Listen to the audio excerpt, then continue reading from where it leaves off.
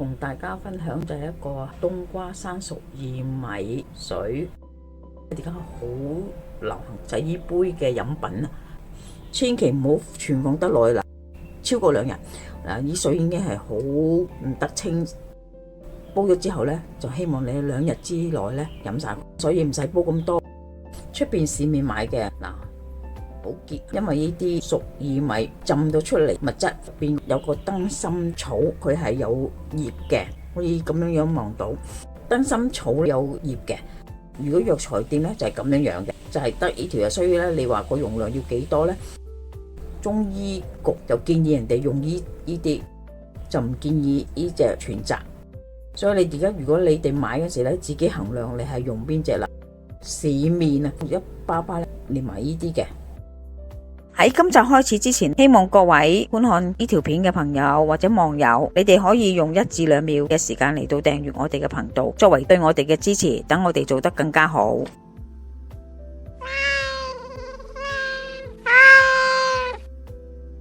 阿媽廚房。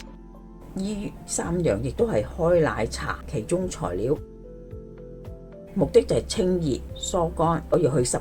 個飲品咧係比較寒涼，覺得自己成日暈，初期懷孕就唔好飲呢個冬瓜水啦。煲出嚟可以加冰糖或者片糖，個色咧當然係冰糖係清啲啦。血糖高嘅人咧，你可以2樣都唔加，就咁煲出嚟就咁飲，都有少少甜嘅成分嘅。冬瓜全身都係保溫啊，可以做藥材。冬瓜皮都係可以清熱皮膚痕啊，或者生粒粒咧，冬瓜皮都可以入藥。咁我哋而家洗一洗佢先。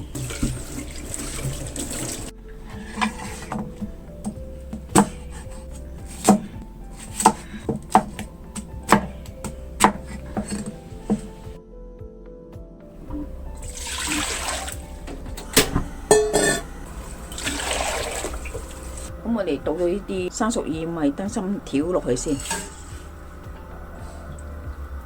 可以連埋冬瓜一齊落嘅喎。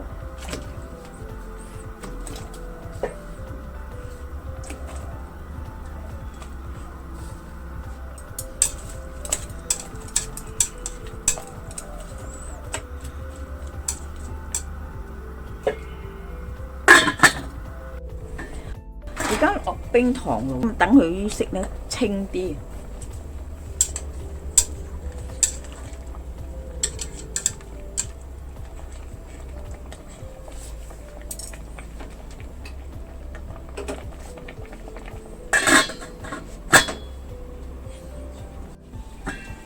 已經完成咗，可以熄火，等佢一陣間先。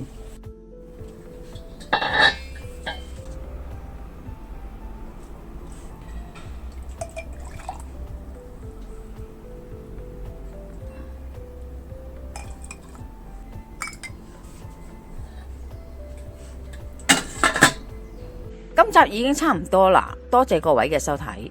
詳細食譜我哋會上傳喺 Facebook 嘅專頁裏邊，有興趣嘅話可以查閱。另外，如果喜歡我哋頻道嘅話呢，可以訂閱我哋嘅頻道，以作對我哋嘅支持。希望大家喜歡，我哋下集再見啦，拜拜。